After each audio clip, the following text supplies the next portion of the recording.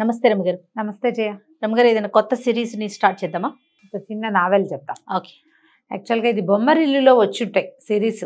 బొమ్మరిల్లులో వచ్చిన సీరియల్ అయి ఉంటుంది అనుకుంటున్నా. స్క్రిప్ట్లో దొరికింది నాకు. 1980లో ప్రింట్ అయిందట. రూపాయి పావలాట అప్పుడు ఈ పుస్తకం. 80లో ప్రింట్ అయింది. కథ బాగుంది, చక్కగా ఇంట్రెస్టింగ్గా ఉంది.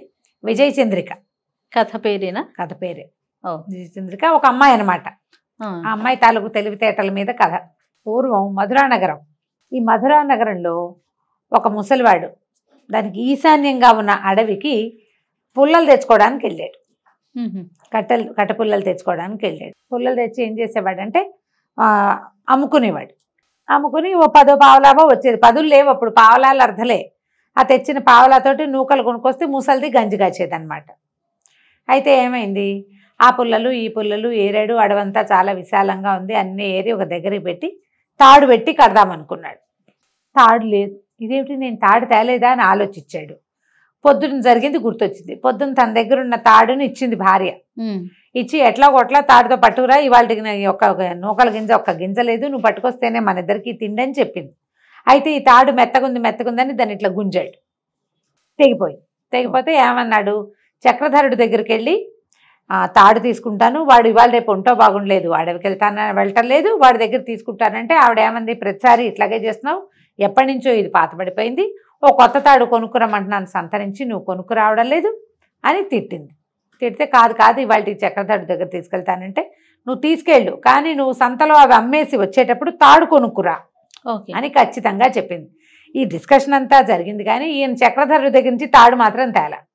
ఇప్పుడు ఏం చేయాలి, ఈ పుల్లలు ఇన్ని పుల్లలు చేర్చాడు, పెద్ద మోపు. ఈ మోపుని కట్టగడితే గాని నెత్తికెక్కవు, ఎక్కితే గాని సంతలో అమ్ముడవ్వవు, అదైతే గాని గింజలు రావు, అదైతే గాని గంజి రాదు.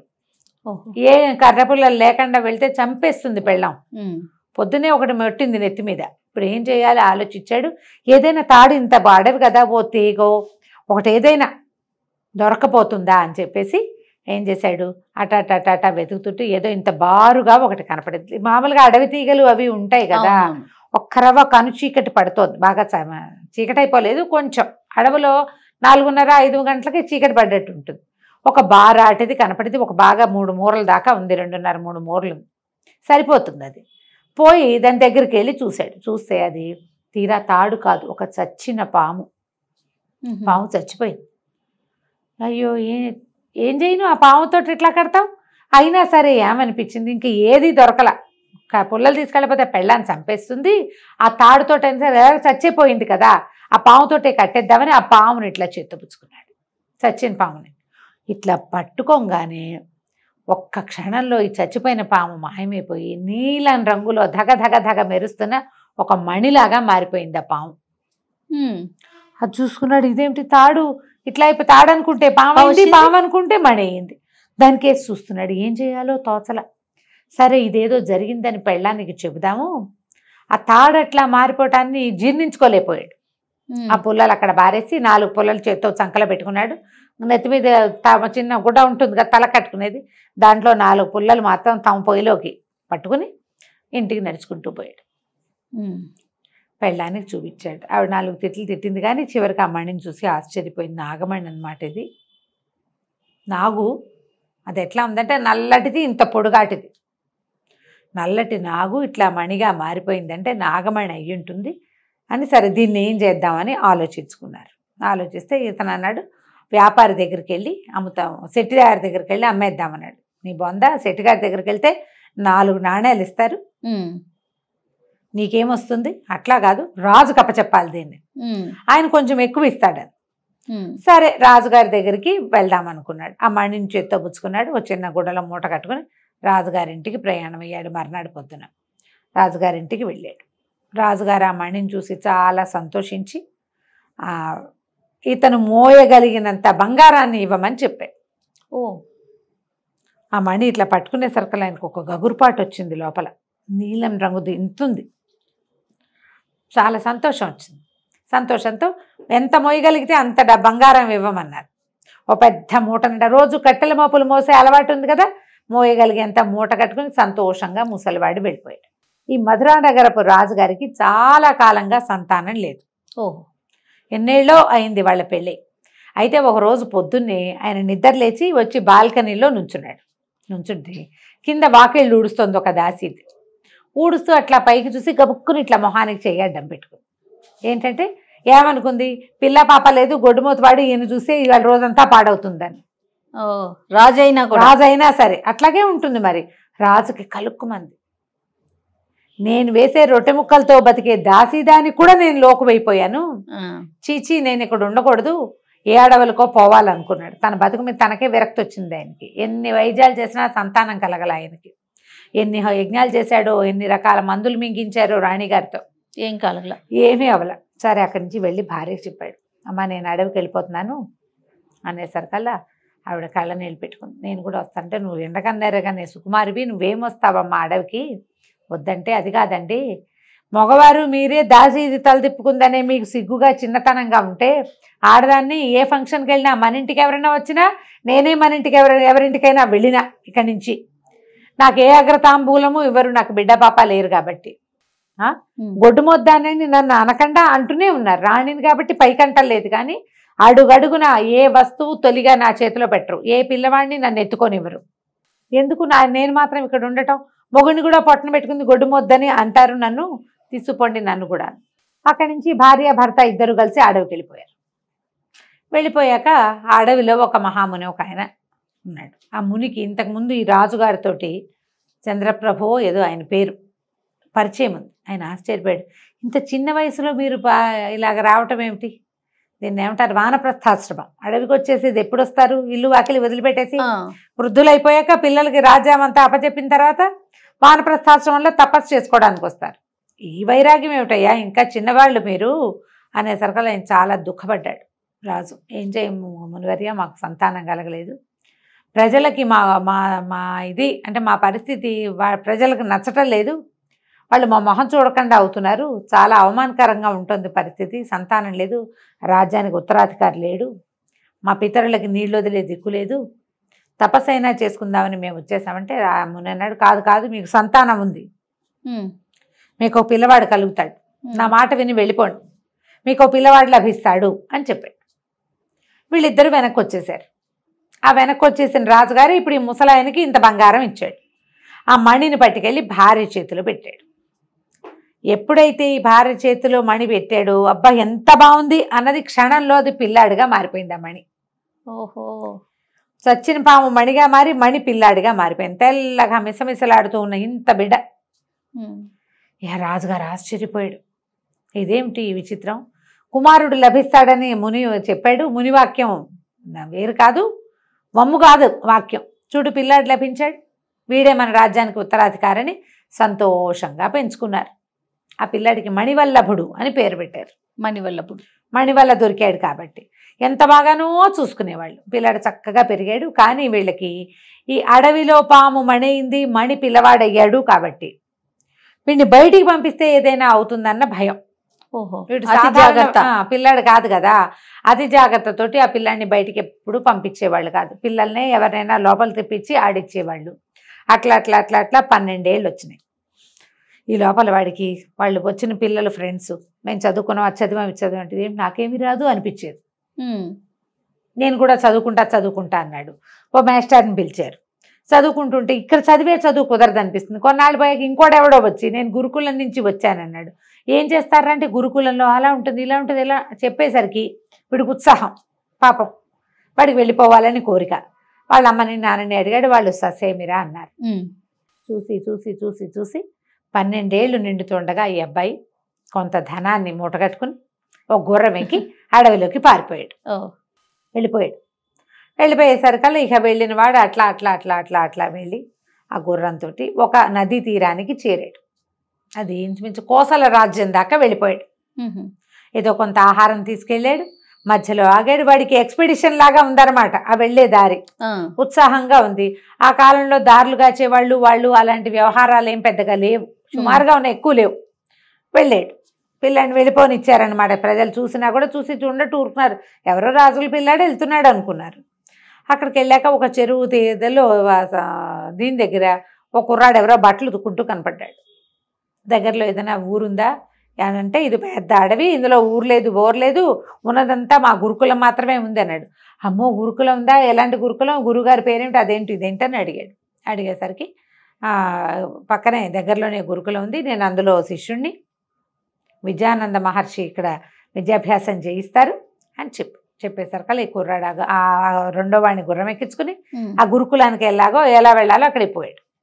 పోయి ఆయనకి దండం పెడితే ఆయనేమో నోట్ల నుంచి నురుగులు కక్కుతున్న గుర్రము, అది ఎప్పటి నుంచో ప్రయాణం చేస్తుంది, చక్కగా 12 ఏళ్ల పిల్లాడు, మంచి రాజుగారి అబ్బాయిలాగా బట్టలు గిట్టలు కనపడుతున్నాయి. ఎవరు ఏమిటి అంటే, నాకు విద్యాభ్యాసానికి మా ఊళ్ళో కుదరలేదు, మా తల్లిదండ్రులకి భయము, వాళ్ళు పంపలేదు, నా అంతటి నేనే వచ్చానని చెప్తాడు. కానీ ఫలానా రాజ్యము అన్నమాట అబ్బాయి చెప్పడు. ఓ సరేలే, విద్యార్థిగా వచ్చిన వాడు వాడంతట వాడొచ్చినా అమ్మా నాన్న తీసుకొచ్చినా సమానమే. అక్కడి నుంచి పిల్లాన్ని అట్టు పెట్టుకున్నారు. అయితే ఆ కాలంలోనే కోసల రాజకుమార్తె విజయచంద్రిక కూడా విద్యాభ్యాసానికి వచ్చింది. ఓహో, కొంచెం చిన్నది, కానీ ఆ అమ్మాయి ముందు నుంచి ఉంది, ముందు కొంత చదువుకుని వెళ్ళి మళ్ళీ వచ్చేసింది. ఇతనికంటే కొంచెం చిన్నపిల్ల. ఇతనితోటి ఫ్రెండ్షిప్ చేసింది. వీళ్ళిద్దరూ కలిసి బాగా మాట్లాడుకునేవాళ్ళు, కలిసే కత్తి పట్టటాలు అవి నేర్చుకున్నారు. బాగా అలవాటైంది. ఇతనికి క్రమంగా పెద్దవాడు అవుతున్న కొందికి సొంత ఇంటికి వెళ్ళాలన్న భావన లేదు. 10 సంవత్సరాలు గడిచినాయి. అబ్బా. ఈ అబ్బాయికి 22 ఏళ్ళు వచ్చినాయి, ఆ విజయచంద్రికి 20 ఏళ్ళు వచ్చినాయి. విద్యాభ్యాసం మొత్తం పూర్తయ్యాక కోసల రాజు గారు వచ్చాడు. వచ్చి కూతురుని తీసుకెళ్ళటానికి వచ్చి ఇతనితో ఎప్పుడు వచ్చినప్పుడల్లా ఆయన మాట్లాడేవాడు, కూతురుని చూడడానికి వచ్చేవాడు. ఆ పాఠశాలలో ఉన్న చాలా మంది పిల్లల తల్లిదండ్రులు వచ్చి చూసేవాళ్ళు, ఇతని కోసం ఎవరు వచ్చేవాళ్ళు కాదు. అప్పుడప్పుడు అనిపించేది, ఏమిటి వీళ్ళు నా కోసం వెతకలేదా, వాళ్ళు వెతకకుండా నన్ను ఎలా వదిలేశారు అని ఆశ్చర్యంగా ఉండేది. అయితే ఆయన ఏమన్నాడు, ఆ కోసల రాజు వచ్చి అబ్బాయి విద్యాభ్యాసం అయిపోయింది కదా, మరి నువ్వు వస్తావా మాతోటి, మీ నాన్నగారు వాళ్ళ దగ్గరికి వెళ్తావా, లేదా అంతఃపురానికి వచ్చేసేయి మాతో పాటు అని అడిగేశారు. అలా ఆయనకి ఏమనిపించింది, వీడికి 10 ఏళ్ళు అయినా వాళ్ళు అసలు కనీసం వెతుకుతూ ఎవడైనా రావాలి కదా, ఈ 10 ఏళ్ళ నుంచి ఎవరైనా వస్తారేమోనని ఎదురు చూస్తూనే ఉన్నాడు, ఎవ్వరూ రాల, వదిలేశారు వాళ్ళు. అలా అనిపించింది అతనికి. ఎందుకు వీళ్ళతో వెళ్తే సరిపోతుంది అని చెప్పేసి విజయచంద్రికతో కలిసి అక్కడికి వెళ్ళిపోయాడు కోసల రాజ్యానికి. ఇక వాళ్ళతోటే కలిసి కొంతకాలం ఉన్నాడు. మెల్లిగా ఇద్దరు ఏంటంటే మొదటంతా చిన్నప్పుడు స్నేహం, క్రమంగా ప్రేమలో పడ్డారు, పెళ్లి చేసుకుందాం అనుకున్నారు. అయితే మీ అమ్మ నాన్న ఎవరో చెప్పు, మా నాన్న వెళ్ళి మాట్లాడతాడు అంటుంది. ఇతనికి అసలు వాళ్ళ రాజ్యం పేరెత్తటం కూడా ఇష్టం లేదు. ఓ అక్కడ పరిస్థితులు ఏంటో కూడా తెలియదు. ఇప్పుడు చెప్తే వెళ్ళాక అక్కడ ఏమవుతుందో అంటే, అమ్మాయి ఏమంది, మరి వెళ్ళి కనుక్కుండ్రా పరిస్థితులు అంటే, సరే వెళ్తానన్నాక అమ్మాయికి ఏమనిపించింది అంటే, వీడిని వదిలేస్తే చేయి దాటిపోతాడేమో అని అనిపించింది. అందుకని నేను వస్తాను పద, ఇద్దరం కలిసే వెళ్దాం, మీ రాజ్యంలో పరిస్థితులు ఏమిటో చూసుకుందాం, మీ అమ్మా నాన్న సంగతి ఏమిటో చూసుకుందాం, అక్కడ ఓకే అయిన తర్వాత మా నాన్నకి చెప్పి ఇద్దరం పెళ్లి చేసుకుందామని ఇద్దరు కలిసి బయలుదేరారు. 2 రోజుల ప్రయాణం తర్వాత అమ్మాయికి ఏమనిపించిందంటే, ఇలా అవివాహితులుగా వెళ్ళకూడదు, వాళ్ళ అమ్మాయి లేచి వచ్చిందంటారు, అందుకని మనం ఇక్కడ ఎక్కడైనా పెళ్లి చేసేసుకుందామని బండి ఒప్పించి పెళ్లి చేసేసుకుందాం, భార్యాభర్త. కాకపోతే వీళ్ళు ఏమనుకున్నారు, ఇలా అడవుల్లో ప్రయాణం చేసేటప్పుడు ఇలా ఆడవాళ్ళ బట్టలతో వెళ్ళకూడదు, నా బట్టలు నువ్వు కూడా వేసేసుకో, మనం వేసుకో, ఇద్దరం కలిసి అన్నదమ్ముల్లాగా కనపడతాం. వీళ్ళిద్దరికి ఏంటంటే దగ్గర పోలికలు ఉంటాయి. ఆ సదాటుగా చూస్తే అతనే అమ్మాయి అనుకునే ప్రమాదం ఉంది. స్త్రీ బట్టల్లో ఉంటే కనపడదు, మగవాళ్ళ దుస్తులు వేసుకుంటే వాళ్ళిద్దరు ఒడ్డు పొడుగు ఒకేలాగా కనపడతారు. ఈ మగవాళ్ళ బట్టలు వేసుకుంది విజయచంద్రిక. ఆ విజయచంద్రిక ఈ మణివల్లభుడు ఇద్దరు కలిసి వాళ్ళ గుర్రాలు వేసుకుని రాజ్యానికి బయలుదేరారు. మధ్యలో ప్రపంచాన్ని తెలుసుకుంటూ చూసుకుంటూ అడవుల్లో తిరుగుతూ మెల్లిగా ఒక దారి పట్టారు. రాజకుమారుడు రాజకుమార్తె ఎవరెవరు, మణివల్లభుడు విజయచంద్రిక. విజయచంద్ర చూసావా, ఇద్దరు కలిసి బయలుదేరారు, పెళ్లి చేసేసుకున్నారు. భార్యాభర్తలుగా వెళ్ళాలనుకున్నారు. సరే ఇక ప్రయాణం చేయగా దూరంగా ఏదో ఒక గుడిసె లాంటిది కనపడుతోంది, ఒక పాక, కొంచెం పెద్దదే. తీరా చూస్తే అక్కడికి వెళ్తే ఒక ముసలం ఉంది. అక్కడ ముసలం ఉంటే, మా వాకాసిన మంచినీళ్ళు ఇస్తావా అంటే, నాయన ఇంత నిర్జనంగా ఉన్న అడవిలోకి ఎందుకు వచ్చారు, ఎలా వచ్చారు, ఏమిటి అని అడిగారు. అడిగితే సరే ఏదో చెప్పుకున్నారు, మేము ఇలా వచ్చాం అలా వచ్చాం అని చెప్పారు. చెప్తే సరే మంచినీళ్ళు కావాలంటే ముసలమ్మంది, బాబు ఒకే ఒక కొండ ఉంది మంచినీళ్ళు, ఇందాక పిల్లి పైనుంచి దూకి కొండను పడదోసింది, నేను పోయి మంచినీళ్ళు తెస్తాను నాయన, పక్కనే ఏరుందని కొండ పుచ్చుకుని వెళ్ళింది బయటికి. వెళ్ళింది. ఇతను ఆ బయటకు వచ్చి ఆవిడ ఏరువైపు ఎటువైపు వెళ్ళిందో చూసి మళ్ళా లోపలికి తిరిగేసరికి ఈ విజయచంద్రిక చాలా అలసటగా ఉందని అక్కడ నులక మంచం మీద పడుకుంది. ఆ మంచం పక్కన ఒక అమ్మాయి కనిపించింది ఇతనికి. ఆ ఇంట్లో ఎవరు లేరు. ఆవిడ చెప్పడం, నేను ఒక్కదాన్నే ఉన్నాను నాయన అని చెప్పింది. మా ఆయన వేటకెళ్ళాడు, నేను ఒక్కదానే. నువ్వు ఒక్కతే ఉంటే ఈ అమ్మాయి ఎక్కడి నుంచి వచ్చింది? ఇతను ఏం చేశాడు, పెళ్ళాన్ని ఏదో చేసేస్తుంది అనుకుని కత్తి దూశాడు. దూసేసరికి వాళ్ళ అమ్మాయి కంగారు పడి, బాబు కత్తి దూయొద్దండి, ఈ ముసలిది మంచిది కాదు, ఈవిడికి 7 కొడుకులు ఉన్నారు, గజ దొంగలు వాళ్ళు కాస్త వచ్చారంటే మిమ్మల్ని ఇద్దరిని చంపేస్తారు, మీ దగ్గర ఉండేది నగ నట్ర అన్నీ దోచుకుంటారు, మిమ్మల్ని ఇక్కడ ఉంచడానికే ఆవిడ ఈ నీళ్లు కుదరవు, అక్కడి నుంచి నీళ్లు పట్టుకొస్తుంది, వచ్చేటప్పుడు ఒక చెట్టాకులు వేసి అందులో పడేసి తీసుకొస్తుంది, మీ సంగతి తేల్చేస్తుంది అని చెప్పింది. చెప్పేశారు కల్లా ఏం చేశాడు, అమ్మాయిని గబగబా లేపేశాడు. సరే థ్యాంక్స్ చెప్పాడు. అమ్మాయి లోపల గదిలోకి వెళ్ళిపోయింది. నువ్వు ఎక్కడి నుంచి వచ్చావమ్మా అన్నాడు. నన్ను కూడా ఇలాగే ఎత్తుకొచ్చారండి, పెద్ద కొడుకు బలవంతంగా పెళ్లి చేసింది, చచ్చినట్టు ఉంటున్నాను, వీళ్ళు దుర్మార్గులు, వాళ్ళేమో మహా కఠార వాళ్ళు మంచివాళ్ళు కాదు, మగవాళ్ళు అనేసరికల్లా పెళ్ళాన్ని తీసుకుని బయలుదేరాడు. ముసలమ్మాయి లబలబలాడిపోయింది. ఉండండి ఉండండి ఉండండి అని ఎంత బతిమలాడినా ఆగల. ఇంకా మీ కోడలు చెప్పింది అలాంటివి చెప్పాలా, మళ్ళీ ఆ అమ్మాయికి కూడా ప్రమాదమే కదా. కాదు కాదు, మేము వెళ్ళిపోవాల్సింది, మాకు మంచినీళ్ళు వద్దు, మేము బయటే తాగుతాం, వెళ్ళిపోవాలి అర్జెంటుగానని బయటకు వచ్చేసాడు. వచ్చేస్తే ఆవిడ వెంబడబడింది కానీ దొరకల. ఇతను ఓ పక్కకి ఏం చేశాడు, అటువైపు దక్షిణం వైపుకు వెళ్ళండి, దక్షిణం వైపుకు వెళ్ళండి అని చెప్పింది కానీ ఇతను దక్షిణం వైపుకు వెళ్ళకుండా ఇంకో దిక్కుకి దారి తీశాడు.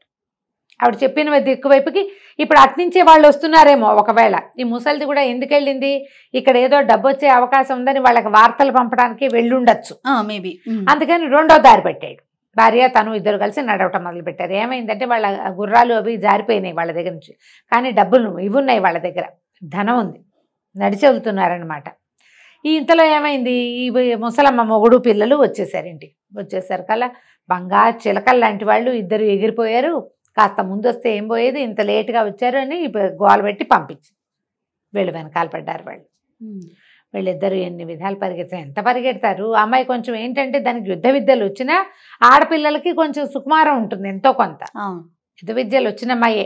అక్కడి నుంచి ఏమన్నాడు, చెట్టు ఎక్కించాడు, నువ్వు ఇక్కడే ఉండు, వాళ్ళందరి సంగతి నేను చూస్తానంటే నేను మాత్రం చూడనా అని కత్తి తీసింది. ఇద్దరు కలిసి చెడామడా వాడు నలుగురిని అబ్బాయి నరికాడు, ముగ్గురిని అమ్మాయి నరికేసింది. ముసలాడు కాళ్ళు పట్టుకున్నాడు. ఆ ముసలమ్మ భర్త, బాబాబు వదిలేసే, పిల్లల కోసమే కదా ఇంత కష్టపడతాం మేము, పిల్లల్ని కాస్త చంపేశావు, ముసలిది ఒక్కతే అయిపోతుంది, కోడలు కూడా ఉంది, మమ్మల్ని వదిలే అంటే వదిలేశారు. వదిలేసేసి ఈ మగవాళ్ళ దుస్తులు ధరించి బయలుదేరారు. వెళ్ళగా అవంతి నగరానికి చేరారు. వీళ్ళు ఓ నగరానికి చేరాక ఏమైంది, సరే ఏమన్నాడు, మనం ఓ పని చేద్దాం, కొద్ది రోజులు ఇక్కడ ఉందాం, కొంచెం ఆహారం వండుకొని తినడానికి సామాన్లు పట్టుకొస్తానని ఆ అమ్మాయిని ఒక చోట పెట్టి వీడు పట్టణంలోకి వెళ్ళాడు. వెళ్తే బజార్లో అందరూ కొంచెం వేషధారణ కొత్త ఊరు వాళ్ళు తెలుస్తూ ఉంటారు కదా, అన్ని కొట్లల్లోనూ సరుకులు రేట్లు అన్నీ కొనుక్కుని మొత్తం ఒక బండి తీసుకుని మొత్తం వేసుకెళ్తానని చెప్పాడు. ముందుకెళ్ళేసరికల్లా ఒక చోట ఒక అందమైన అమ్మాయి ఉంది ఒక కొట్లో. తర్వాత అమ్మాయి దగ్గర ఏంటంటే రకరకాల పదార్థాలు తాగడానికి, షర్బత్తులు అవి ఉన్నాయి. సరే అందమైన అమ్మాయి, కొంచెం మనసు, వీడి భార్య అందమైందే కానీ ఆ వయసు పిల్లలకి ఏముంది, కాస్త అందంగా కనబడితే చూస్తారు కదా. చూసేసరికల్లా ఆవిడేమంది, సరే నేను నీకు తాగడానికి ఏమైనా ఇస్తే, తాంబూలాలు కడుతుంది అన్నమాట, కిళ్ళీలు కట్టే కొట్టది. ఓహో, కిళ్ళీలు నాకు కూడా ఒక తాంబూలం ఇస్తావా అని అడిగాడు. అడిగేసరికల్లా ఓ ఎందుకు ఇవ్వను, తాంబూలానికి ముందు మంచినీళ్ళు తాగాలి, నీళ్లు తాగిన తర్వాత తాంబూలం వేసుకుంటే మహా బాగుంటుందని కూజాల నుంచి నీళ్లు ఇచ్చింది. ఓ గుక్క వేస్తుంటేనే ఇతనికి ఏదో అయిపోతున్నట్టు అనిపించింది. 3 గుక్కలు వేసి అన్ని మంచినీళ్ళు గ్లాసెడ్ నీళ్లు తాగేసరికల్లా శరీరం అంతా కుంచిపోయి మేకలాగా మారిపోయాడు. ఆ కొట్టు బయట 2-3 మేకలు కట్టేసినాయి, వీని కూడా అక్కడ కట్టేసింది. అదొక మంత్రగత్తె అనమాట.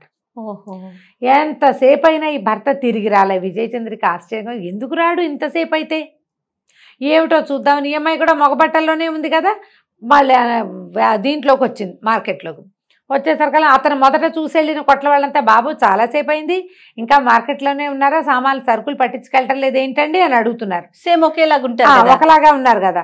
ఈ అమ్మాయి ఓహో వీళ్ళందరి కొట్లకి వీడు వచ్చాడు అనమాట.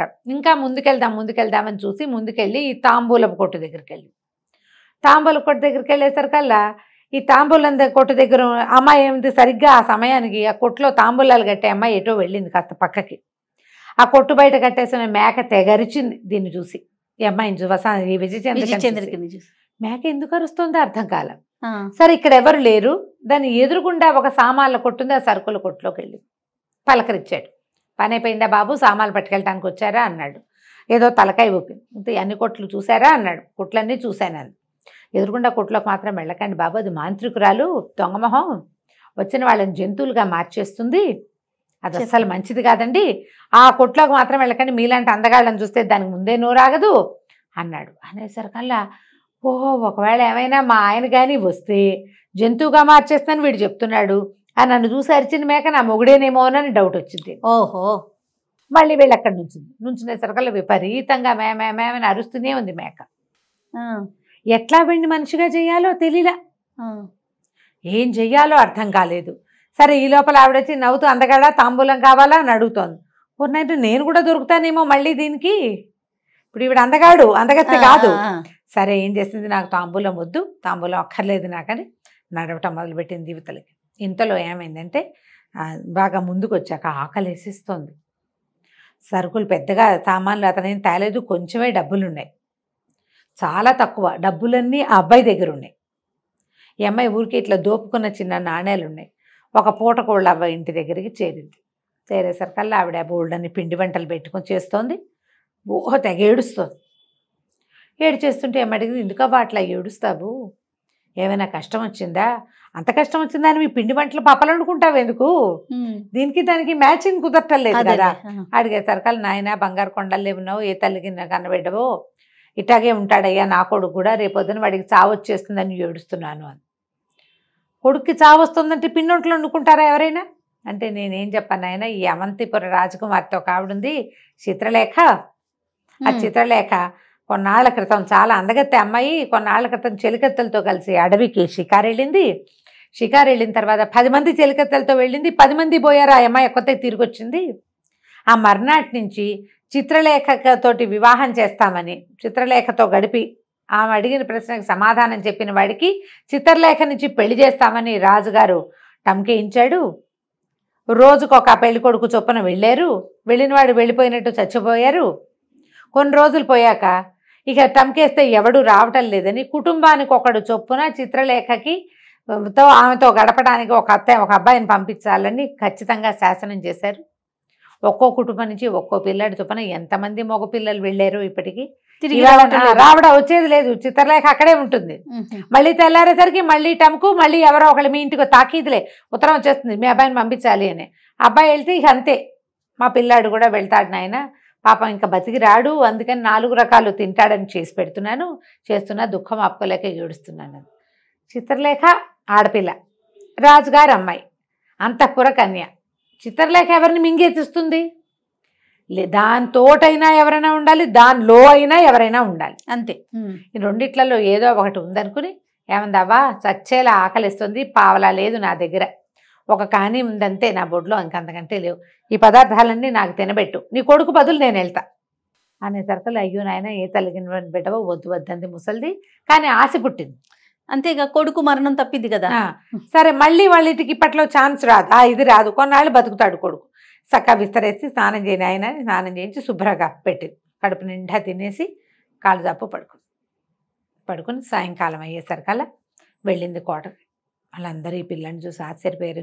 మామూలుగా రోజుకో పిల్లాడు అంటే ఎవరో ఎలాగో ఉన్నవాళ్ళు వస్తారు, అందంగా మెరిసిపోయే కుర్రాళ్ళు ఏం ప్రతి ఇంట్లోనూ ఉంటారా, ఉండరు కదా. ఈ కుర్రాన్ని చూసేసరికి వాళ్ళు నిర్ఘాంతపోయారు. నూనెకి మీసాల వాడల్లే ఉన్నాడే, అయ్యో ఎంత పండల్లే ఉన్నాడు, వీడే నిజంగా చిత్రలేఖకి మొగుడైతే బాగుంటుంది, ఇలా చచ్చిపోవడానికి వచ్చాడని రాజభట్లందరూ బిక్కమొహాలు వేసుకున్నారు. రాజుగారి దగ్గర ప్రవేశపెట్టారు. నేను ఈ ఊరబ్బాయిని కానండి, ఫలానా పూటకోళ్ళమ్మ కొడుకు బదులు నేను వచ్చానంటే, నువ్వెందుకురా నాయనా చచ్చిపోతావు, నీ దారి నువ్వు పోక అంటే, కాదు నేను చూడాల్సిందేనన్నాడు. సరే సాయంకాలం భోజనం పెట్టారు. రాజుగారి ప్రసాదంలో చీకటి పడేసరికల్లా ఈయన్ని తీసుకెళ్ళి చిత్రలేఖ దగ్గరికి పంపారు. ఆ చిత్రలేఖ నిర్ఘాంతపోయింది. ఎంత బాగున్నాడు, మనసు పారేసుకుంది ఆవిడ. ఇంత బాగున్నాడు, చచ్చిపోతాడు కదా, వృధాగా చచ్చిపోతాడు, ఏం చేయాలో తెలియదు.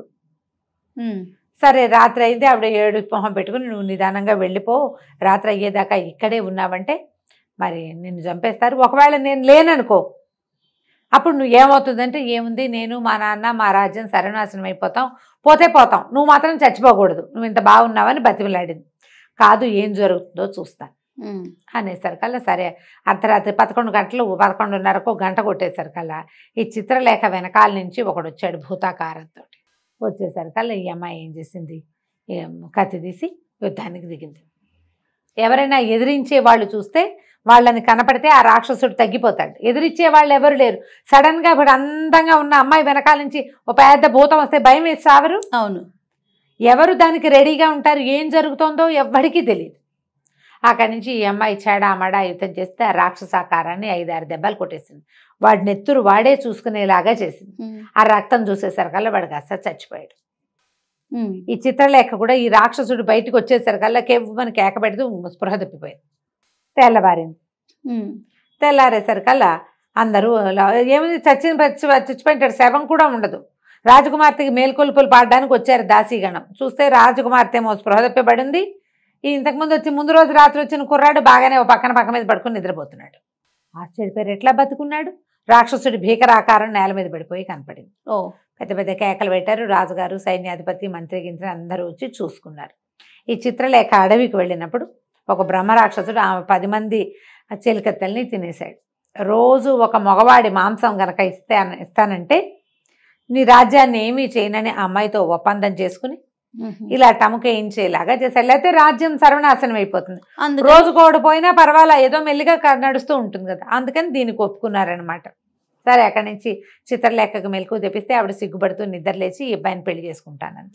వాళ్ళు కూడా రెడీగా ఉన్నారు కదా, ఇప్పుడు ఈ అబ్బాయిని పెళ్లి చేసుకోవాలి. సరే, ఏమనుకుంది, పెళ్లి చేసుకున్నాక ఏం చేయాలి అని ఆలోచించి, నేను ఇప్పుడు వివాహం అది చేసుకోనండి, వివాహం చేసుకోలేను అంటే, కాదు నువ్వు వివాహం చేసుకోవాల్సింది, వివాహం అయ్యాక నువ్వే రాజు అవుతావు అంటే, సరే నాకు ఒక షరతు ఉంది, ఒకరోజు రాజుని చేయండి, నన్ను రాజుగా ఉండటం నాకు సంతోషాన్ని ఇస్తే అప్పుడు వివాహం చేసుకుంటానని అనేసరికల్లా వెంటనే ఇవాళ ఈ అబ్బాయిని రాజుని చేస్తున్నాము అని ప్రకటించారు. సింహాసనం మీద కూర్చోబెట్టారు. కూర్చోబెట్టంగానే ప్రజలందరినీ రప్పించింది. ప్రజలందరినీ రండి, ఒక టంకేయించారు. ఏదైనా విచిత్రమైన వ్యవహారం చేయగలిగే వాళ్ళు, విచిత్రమైన వాళ్ళు రండి అందరూ. ఎలా పెట్టిందంటే, ఎవరి దగ్గర అందమైన కుక్కలు, మేకలు, పెంపుడు జంతువులుగా ఉన్నారో వాళ్ళందరినీ పిలిపించింది. అందమైన మేకలున్న వాళ్ళకి 2000 వరహాలు బహుమానం.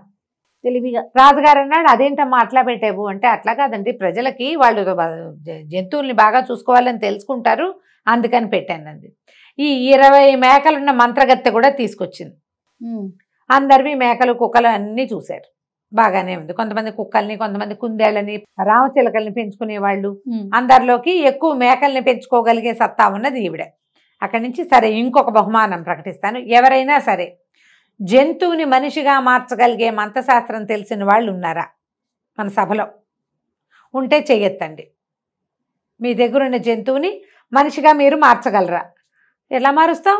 ఏమిటో ఇది దిక్కుమాలవన్నీ అడుగుతున్నాడు రాజకుమారుడని ఎవరి దారిని వాళ్ళు సర్దుకున్నారు. ఈ మేకలావిడకి ఆశ పుట్టింది. ఎంత ఇస్తారు జంతువుకి అని అడిగింది. ఒక్కో జంతువుకి 2000 వరహాలు ఇస్తామన్నారు.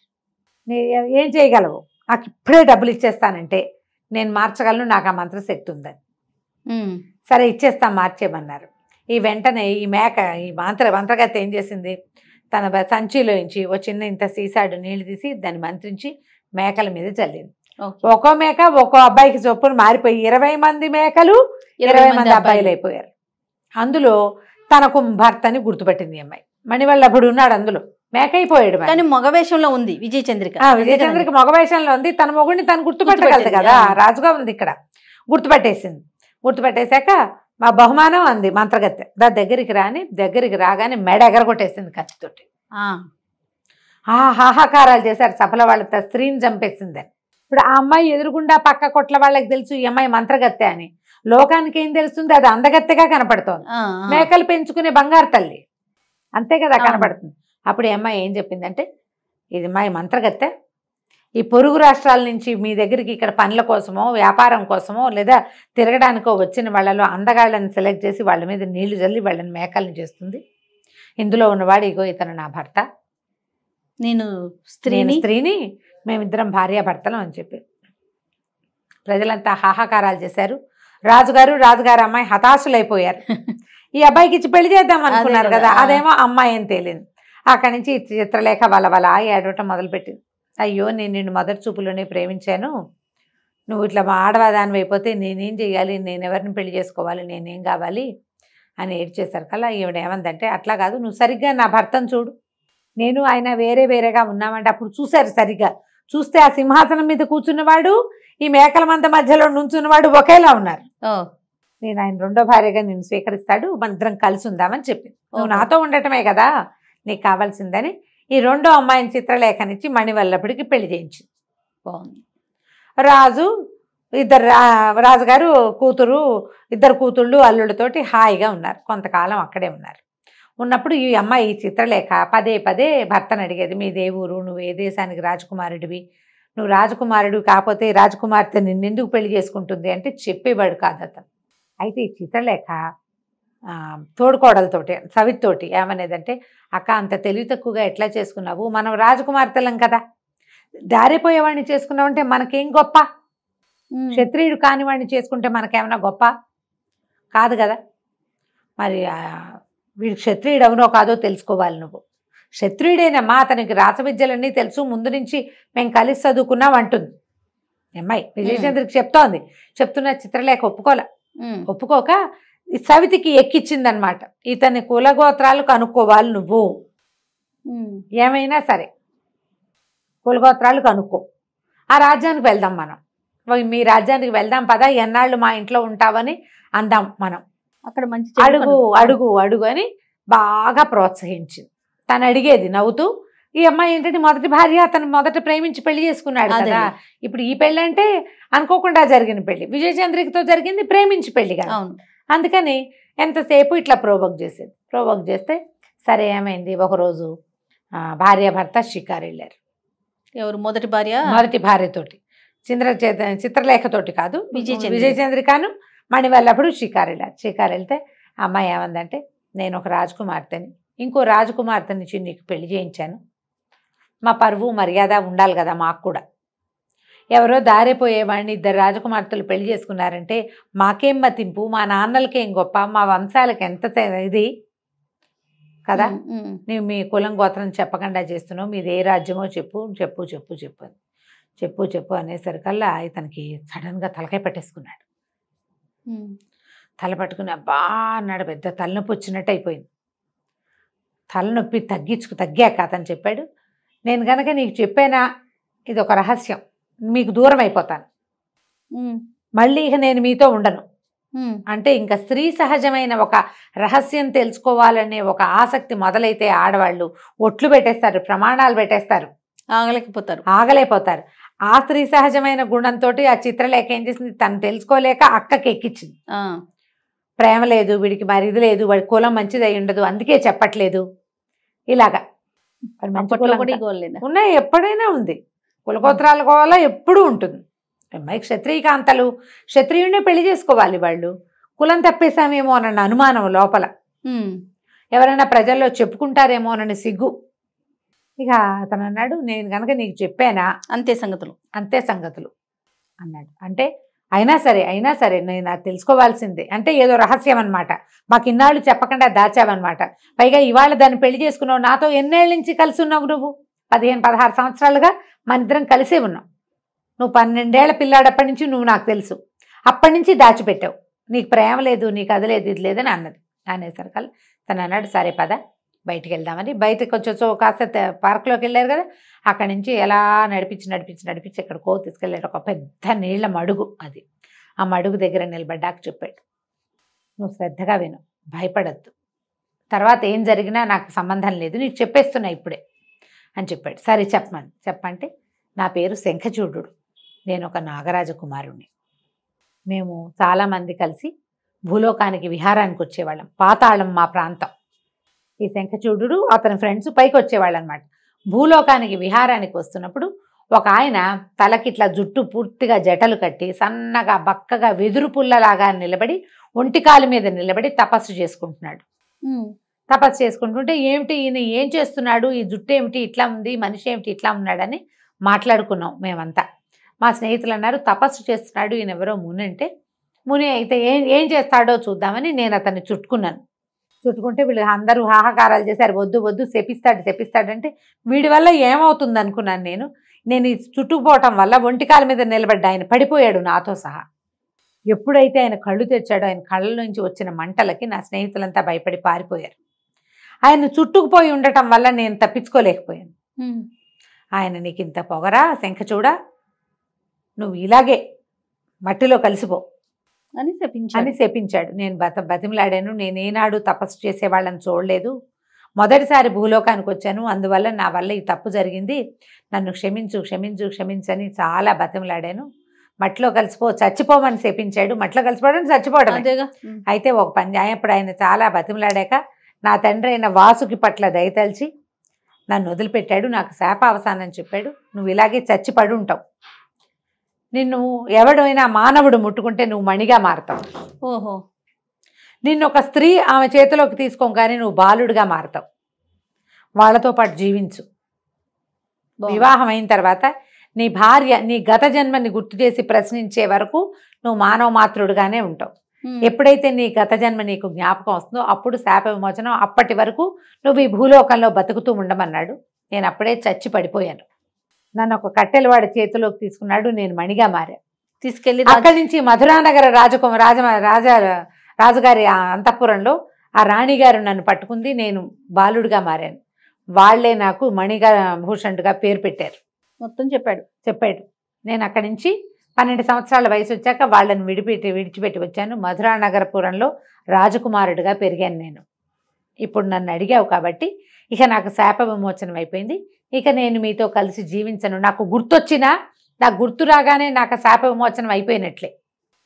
జ్ఞాపకం వచ్చినా మీ ఇద్దరిని వదలలేక నేను చెప్పలేదు, నువ్వు బలవంత పెట్టావు నన్ను చెప్పేదాకా.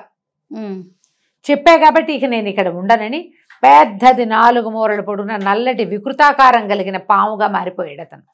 ఈ అమ్మాయి చూస్తుండగానే మహాభయంకరంగా ఉంది. అది జర జరా పాకుతూ ఆ మడుగులోకి ప్రవేశించి వెళ్ళిపోయాడు. ఓహో. కళ్ళు తిరిగి పడిపోయింది విజయచంద్రిక. మెలకు వచ్చి చూస్తే ఏముంది, మడుగు మోత బాగా గట్టు మీద తను ఒక్కతే ఉంది. లబోదిబోమని ఏడ్చింది, చేయగలిగేది ఏం లేదు. అక్కడి నుంచి ఇంటికి వెళ్ళింది ఏడుస్తూ. వెళ్ళేసరికల్లా చిత్రలేఖ ఆశ్చర్యపోయింది. ఏం జరిగింది అంటే, నీ వల్లే మనకి ప్రాప్తి వచ్చింది. నా అంతటి నేను 2-3 సార్లు అడిగి ఊరుకున్నాను అతని మీద వ్యామోహంతో. నువ్వు నీకు భర్త వ్యామోహం కంటే ఈ కులం వ్యామోహం ఎక్కువ.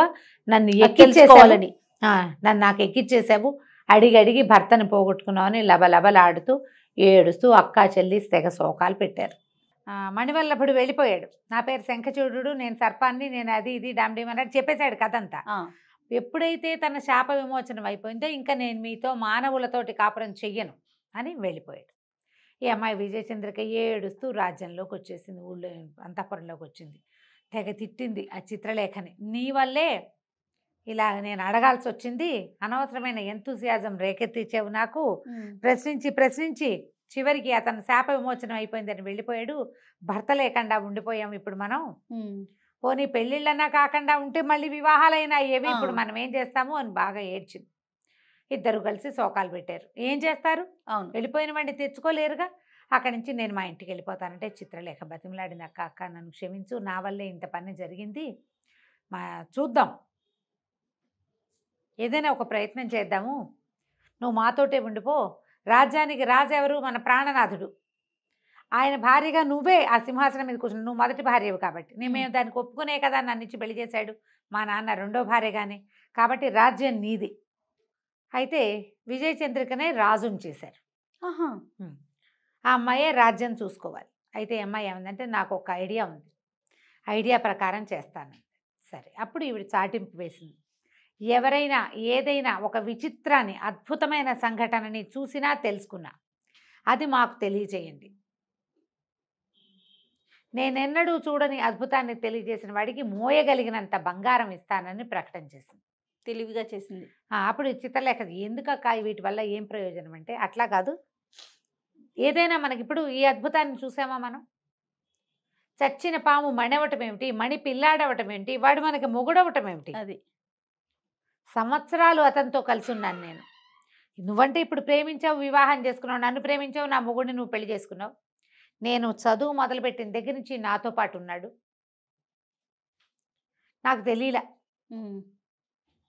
ఒక్క వాక్యం బయటకు వచ్చేసరికి మాయమైపోయాడు. అద్భుతాలు ఇవన్నీ.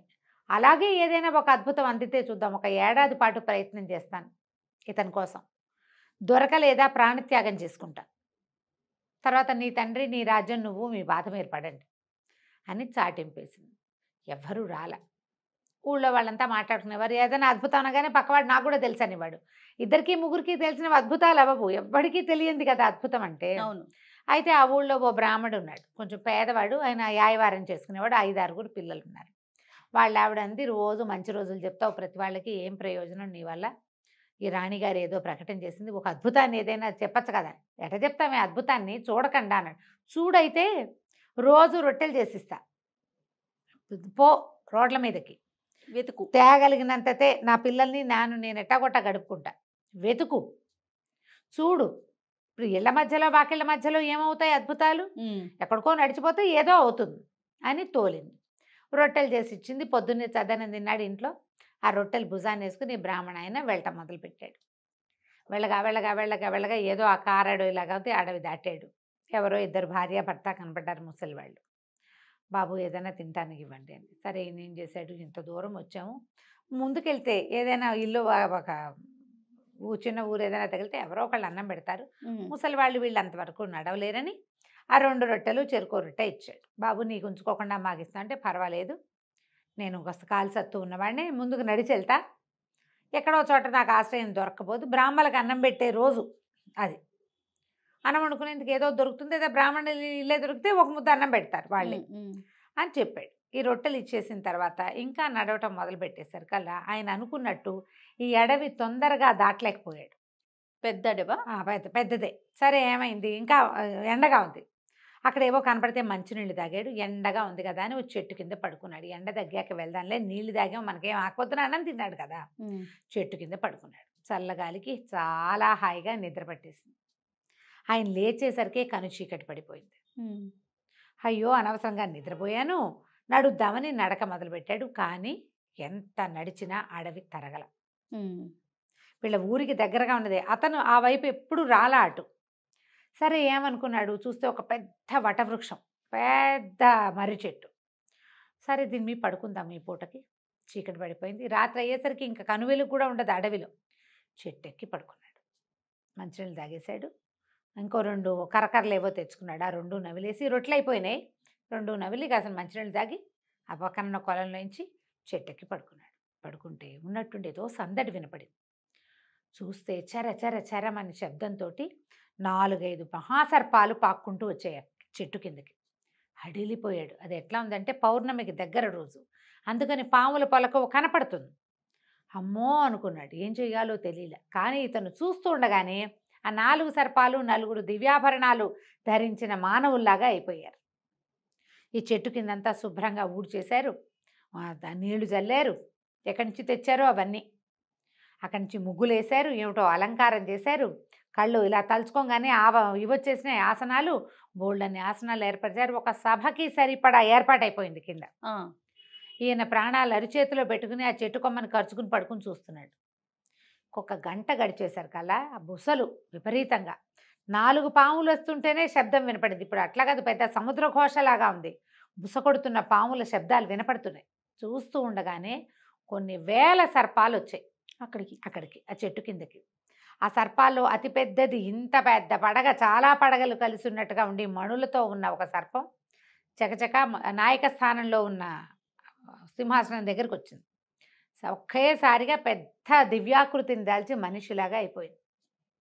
అందరూ కూర్చొని, అంటే ఈయన నాయకుడు, వీళ్ళంతా నాగులు, అందరూ మనిషి రూపాల్లోకి వచ్చారు. తలా ఒక ఆసనంలో కూర్చున్నారు. ఏమిటో డిస్కషన్లు చేసుకున్నారు. ఏమిటి సంగతులు సందర్భాలు అవన్నీ మాట్లాడుకున్నారు. ఎవరెవరు ఎక్కడికి వెళ్ళారు, ఏ లోకంలో ఉన్నారు, వాళ్ళు ఎందుకు రాలేదు, వీళ్ళు ఏం చేస్తున్నారు, ఇలాంటివి కనుక్కున్నారు. 3:30 అవగానే తెల్లవారుజామున వేగు చుక్క పొడిచే సమయానికి మొత్తం సర్పాలన్నీ వెళ్ళిపోయినాయి, కుర్చీలన్నీ మాయమైపోయినాయి, ఆకులు అలవలు మామూలుగా చెట్టు కింద ఎలా ఉండాలో అలా అయిపోయింది. ఈయన ప్రాణాలు అరచేతిలో పెట్టుకుని ఆ వేగు చుక్క బాగా పొడిచేదాకా ఉండి అక్కడి నుంచి నడక మొదలుపెట్టి రాజస్థానానికి వచ్చేసాడు. వచ్చి విజయచంద్రకి చెప్పాడు, రాణికి మొత్తం ఇలా నేను చూశాను అని. సరే ఈవిడ నన్ను తీసుకెళ్ళమంది. అమ్మ మీరు చూడలేరమ్మా, పామును చూస్తే హడిలిపోయాను, మగవాడిని నేనేను, మీరు చూడలేరంటే, అయినా సరే మొత్తం భర్త సర్పంగా మారిపోవటం చూసింది అమ్మాయి. అంతకంటే భయంకరమైంది ఉందా ఇంకోటి? కాదు, నేను వస్తానని కొంచెం సింపుల్గా వేషధారణ చేసి ఆ బ్రాహ్మడితో పాటు మర్నాడు మళ్ళీ అక్కడికి వెళ్ళి అక్కడ దాకా ఏముంది, గుర్రం వేసుకుని వెళ్ళిపోవచ్చు. ఆయనంటే నడిచాడు, వీళ్ళు రథాలతో వెళ్ళిపోతారు కదా. రాత్రి ఇద్దరు విజయచంద్ర కూడా చెట్టు ఎక్కింది, చెట్టు మీద కూర్చొని మొత్తం కింద జరుగుతున్న సీన్ అంతా చూసి మళ్ళీ సేమ్ డిట్టో ముందు రోజు రాత్రి ఏం జరిగిందో మర్నాడు కూడా అదే జరిగింది. మూడో రోజు ఏం చేసింది, వెళ్ళిపోయారు. తెల్లవారంగానే ఇద్దరు రథం అవతల ఎక్కడో పెట్టుకున్నారు, రథం ఎక్కి ఇంటికి వెళ్ళిపోయారు. అక్కడికి బ్రాహ్మడికి నువ్వు ఎంత మొయ్యగలిగితే అంత తీసుకెళ్ళమని బంగారపు రాసుల దగ్గర కూర్చోబెట్టారు. ఆయన బంగారం 3-4 సంచుల నిండా నింపుకుని భుజాన్ని వేసుకుని తీసుకుపోయాడు. ఆయన దరిద్రం తీరిపోయింది. ఈ అమ్మాయి ఏం చేసిందంటే చిత్రలేఖను రెడీ చేసింది, పద మన ఇద్దరం వెళ్దామని. అక్కడి నుంచి కొంతమంది పని వాళ్ళని బోళ్ళని సామగ్రిని మోయించుకుని ఆ అడవిలో ఉన్న చెట్టు దగ్గరికి తీసుకెళ్ళి ఏ వటవృక్షం మీద అయితే తను కూర్చుని కింద సీన్ చూసిందో ఆ చెట్టు కిందంతా శుభ్రం చేయించింది పని వాళ్ళతోటి. ఆసనాలు వేయించింది, చక్కగా ముగ్గులు వేయించింది, రకరకాల అగరవత్తులు వెలిగింపించింది, పువ్వులతో అలంకారం చేయించింది. మీరంతా వెళ్ళిపోండి అని మొత్తం జనానంతా పంపించేసింది. చీకటి పడేసరికల్లా వీళ్ళిద్దరూ అక్కా చెల్లి చెట్టెక్కి కూర్చున్నారు, సవతలిద్దరు. అర్ధరాత్రి అయ్యింది, 11-11:30 అయ్యేసరికల్లా పాములు వచ్చేసినాయి. వచ్చి ఆ పెద్దగా నాయకమణిలాగా ఉన్నాయని ఆశ్చర్యంగా, ఇదేమిటి, ఇది ఏర్పాట్లు మనవి కాదు, ఎవరు చేశారు, ఇక్కడ ఒక అపూర్వమైన వాసన వస్తుంది, ఇది మనకు తెలిసిన వాసన కాదు, మానవ నిర్మితం, ఇది ఎవరు చేశారు ఏమిటి అనగానే చెట్టు మించి దిగొచ్చారు వీళ్ళిద్దరు అక్క చెల్లెళ్ళు. పావులు లేవు, ఇప్పుడు అందరూ మానవ రూపాల్లో ఉన్నారు. నన్ను నమస్కారం చేశారు. ఆయన ఆశ్చర్యంగా అడిగాడమ్మా, ఇవన్నీ మీరే చేశారా తల్లి అని అడిగాడు. నేనే చేయించాను అని అమ్మాయి కథ అంతా చెప్పింది.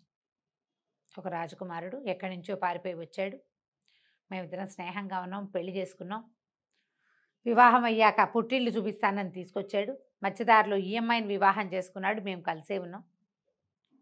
మరి జీవిత రహస్యం అతను మీ ఇల్లు ఎవరు ఏమిటి అని నేను బాగా నిలదీసేసరికల్లా తాను ఒక సర్పాన్నని చెప్పాడు, సర్పంగా మారిపోయి వెళ్ళిపోయాడు.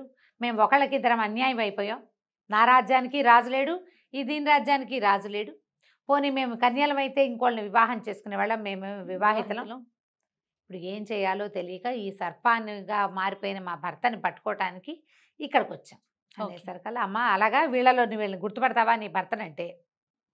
ఎవరిని గుర్తుపడతారు, వాళ్ళు ఎవరు వీళ్ళకి తెలియదు, అందరినీ సర్పాలుగా మారిపోమన్నాడు. సర్పాలు చూస్తే అసలు గుర్తుపట్టలేరు.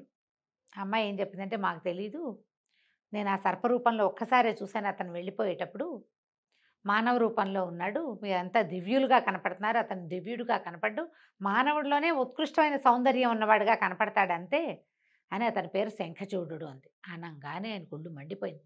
శంఖచూడ ఎక్కడున్నావని గట్టిగట్టిగా కేకలు పెట్టాడు. నంగనాచిలాగా దాక్కున్నావా, ఇంత పని చేసి నువ్వు? వీళ్ళని చూసి దాక్కున్నాడు అతను, భార్యలను చూసి బయటకు వచ్చాడు. బయటకు వచ్చేసరికి ఆయన ఇది క్షమించరాని నేరం, ఇలాంటి తప్పు ఎందుకు చేశావంటే ఆ గడగడ వణుకుతూ శంఖచూడు ఏం చెప్పాడంటే, నేనేం చెయ్యను, నా భార్య నన్ను పట్టి బలవంత పెట్టి నా జన్మరహస్యం అడగంగానే నాకు శాప విమోచనం అని చెప్పాడు ముని.